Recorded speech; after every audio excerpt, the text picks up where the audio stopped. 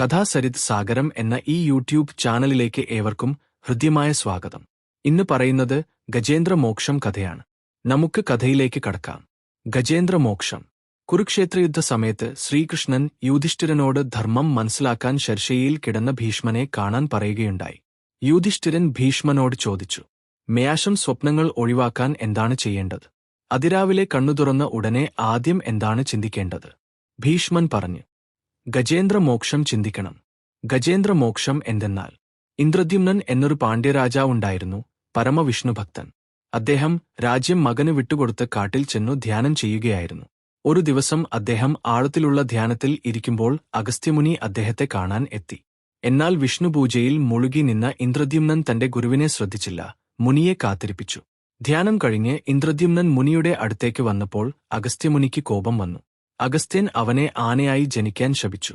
എന്നാൽ ഇന്ദ്രദ്യുമ്നൻ ആ ശാപം വിനയത്തോടെ ഏറ്റെടുത്തു. അവൻ ത്രികൂടമലയിൽ ആന ഗജേന്ദ്രൻ ആയി പിറന്നു. പുതിയ ജന്മത്തിലായിരുന്നിട്ടും ഗജേന്ദ്രനു മുൻജന്മത്തിലെ വിഷ്ണുഭക്തിയുടെ ഓർമ്മ ഉണ്ടായിരുന്നു. ത്രികൂടമലയുടെ പ്രത്യേകത എന്തെന്നാൽ അത് ക്ഷീരസാഗരത്തിന്റെ നടുവിൽ സ്വർണം, വെള്ളി, ഇരുമ്പ് എന്നിങ്ങനെ 3 ശിഖരങ്ങളുള്ള പർവ്വതമാണ്. അവിടെ തന്നെ കുബേരന്റെ ഋതുമത് എന്ന മനോഹര താഴ്വരയും അതിനടുത്തുള്ള ഒരു പൊയ്കയും ഉണ്ടായിരുന്നു. അപ്പൊയ്കയുടെ ചെളിയിൽ ഒരു സ്വർണതാമര വളർന്നിരുന്നു.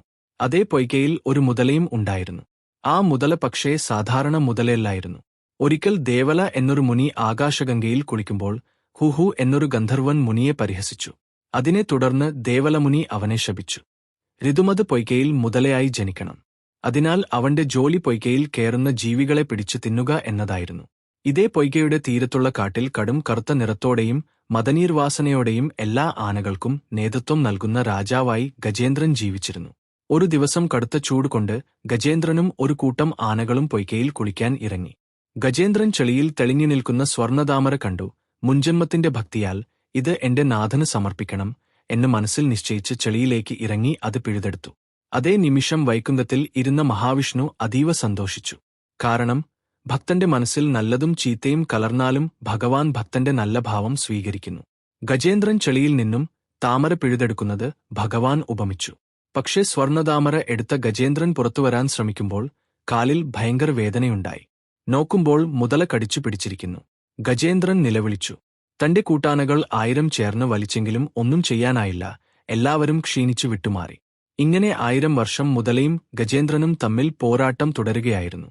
അപ്പോഴും ഗജേന്ദ്രന്റെ ഏറ്റവും വലിയ ദുഃഖം തന്റെ സ്വർണതാമര എങ്ങനെ തന്റെ നാഥന് സമർപ്പിക്കും എന്നായിരുന്നു. അവന്റെ ഭക്തിയാൽ ആ സ്വർണതാമര 1000 വർഷം വാടാതെ നിന്നുവത്രേ. അവസാന നിമിഷത്ത് ഗജേന്ദ്രൻ ആർത്തുവിളിച്ചു പ്രാർത്ഥിച്ചു.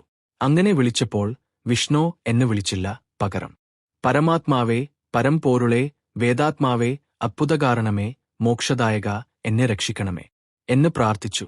ആ വിളി കേട്ട് ഇന്ദ്രനും ബ്രഹ്മാവും വരാൻ തുടങ്ങിയെങ്കിലും അവർക്കറിയാം ഇത് വിഷ്ണുവിനെ മാത്രം വിളിച്ചുള്ള പ്രാർത്ഥനയാണെന്ന്. ഗജേന്ദ്രന്റെ പ്രാർത്ഥനയിൽ വൈകുണ്ഠത്തിൽ ശ്രീഹരി അത്യാകുലനായി. സാധാരണയായി വിഷ്ണു ഭഗവാൻ പുറപ്പെട്ടാൽ വിശ്വക്സേനനെ അറിയിക്കും, ലക്ഷ്മീദേവിയോട് പറയും, നമ്മുടെ ഭഗവാൻ അലങ്കാരപ്രിയനല്ലോ, വസ്ത്രവും ആഭരണങ്ങളും നന്നായി അണിയും. പക്ഷേ ഗജേന്ദ്രനെ മുതല പിടിച്ച വെപ്രാളത്തിൽ വിശ്വക്സേനനെ അറിയിച്ചില്ല, ലക്ഷ്മി മാതാവിനോടുപോലും പറഞ്ഞില്ല. മാത്രവുമല്ല, വസ്ത്രം ധരിക്കുമ്പോൾ അശ്രദ്ധ, കൈയിലെ അലങ്കാരം കാതിൽ, കഴുത്തിലേത് തലയിലേക്കു, തലാഭരണം നടുവിലേക്കു. അതിലും മേലായി തന്റെ മേൽമുണ്ടിനു പകരം മാതാവിന്റെ പുടവ ഇട്ടു തിടുക്കത്തിൽ നീങ്ങി. ഇതെല്ലാം കണ്ട് അമ്മ ചോദിച്ചപ്പോൾ, ഒരു ആനയെ രക്ഷിക്കാൻ പോകുന്നു എന്ന് മാത്രം പറഞ്ഞ് ശീഘ്രം ഗരുഡനെ ലക്ഷ്യം വെച്ചു കുതിച്ചു.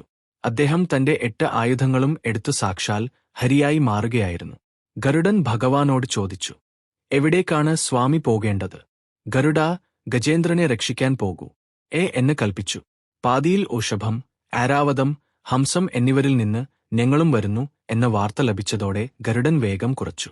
അങ്ങനെ ഗരുഡന്റെ വേഗം കുറഞ്ഞപ്പോൾ വിഷ്ണു സ്വയം പറക്കാൻ ശ്രമിച്ചു, ഗരുഡനെ കാലുകൾക്കിടയിൽ പിടിച്ച്. കാരണം ഗരുഡൻ വിഷ്ണുവിനെ വേദാത്മാവ് എന്ന് പ്രഖ്യാപിക്കുന്ന മഹാഭക്തനാണ്. ഗജേന്ദ്രൻ വിളിച്ചു പ്രാർത്ഥിച്ചത് വിഷ്ണുവെ രക്ഷിക്കണം എന്നല്ല, പകരം വേദാത്മാവെ രക്ഷിക്കണം എന്നായിരുന്നു. ഹരി പൊയ്കയിൽ എത്തുമ്പോൾ കണ്ട കാഴ്ച. ഗജേന്ദ്രന്റെ കാൽ മുതലയുടെ വായിൽ. ഗജേന്ദ്രൻ കൈ ഉയർത്തി സ്വർണതാമര പിടിച്ചു നിൽക്കുന്നു. വിഷ്ണു ഭഗവാൻ ഗജേന്ദ്രനെ പിടിച്ചു കരയിലേക്ക് കയറ്റി.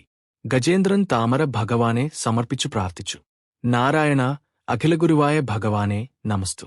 ഉടനെ ഭഗവാൻ തന്റെ സുദർശനചക്രം പ്രയോഗിച്ച് മുതലയെ 2ആയി അറുത്തു. അങ്ങനെ മുതലക്ക് മോക്ഷം ലഭിച്ചു. ഹു ഗന്ധർവൻ തന്റെ യഥാർത്ഥ രൂപം കൈവരിച്ചു ഭഗവാനെ പ്രദക്ഷിണം ചെയ്ത് മോക്ഷം നേടി. ഇവിടെ മനസ്സിലാക്കേണ്ടത്, ഭഗവാൻ ആദ്യം മോക്ഷം നൽകുന്നത് തന്റെ ഭക്തന്റെ കാലിൽ പിടിച്ചവന് തന്നെയാണ്. വിഷ്ണു ഭക്തന്റെ സ്പർശം കൊണ്ട് ഹു പരിശുദ്ധനായി. തുടർന്ന് വിഷ്ണു ഭഗവാൻ ഗജേന്ദ്രനെ തഴുകി പരുക്കുകൾ പരിശോധിച്ച് അനുഗ്രഹിച്ച് മോക്ഷം നൽകി. ഇതിൽ ഭഗവാന്റെ മഹിമ എന്തെന്നാൽ, തന്റെ ഭക്തന്റെ എതിരാളിയെ വൈകുണ്ഠത്തിൽ നിന്ന് തന്നെ സുദർശനം ഉപയോഗിച്ച് നിഗ്രഹിക്കാമായിരുന്നിട്ടും താൻ നേരിട്ട് വന്ന് ഭക്തന്റെ വിളി കേട്ടു എന്ന് ബോധ്യപ്പെടുത്തി എന്നു തന്നെയാണ്. ശേഷം ഭഗവാൻ പ്രഖ്യാപിച്ചു, ഗജേന്ദ്ര മോക്ഷത്തിന്റെ ഈ കഥ കേട്ടാലും ചൊല്ലിയാലും ഹൃദയം കൊണ്ട് ചിന്തിച്ചാലും അവർക്ക് മോക്ഷം ലഭിക്കും.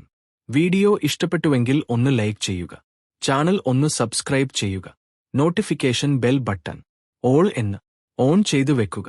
നിങ്ങളുടെ അഭിപ്രായങ്ങൾ കമന്റ് ആയിട്ട് അറിയിക്കുക. മറ്റുള്ളവരിലേക്ക് ഈ അറിവ് എത്തിക്കുന്നതിനായിട്ട് ഈ വീഡിയോ ഒന്ന് ഷെയർ ചെയ്തു കൂടി കൊടുക്കുക. നിങ്ങളുടെ പ്രോത്സാഹനം പ്രതീക്ഷിച്ചുകൊണ്ട് ഇന്നത്തെ വീഡിയോ നിർത്തുന്നു. നന്ദി, നമസ്കാരം.